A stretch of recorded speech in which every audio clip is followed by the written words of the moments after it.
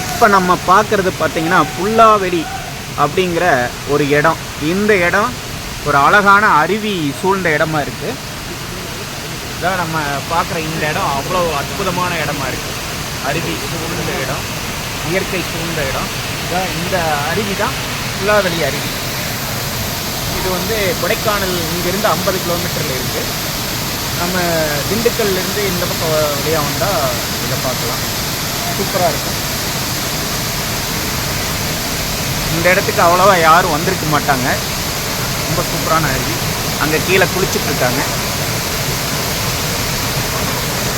குற்றால அருவி மாதிரியே இது ஒரு நல்ல ஒரு பிளேஸ். சுற்றுலா பயணிகளுக்கு ஏற்ற ஒரு அருவி. எட்டுக்கால் பூச்சி சேனலுக்காக உங்கள் ஹரிகேசவன்.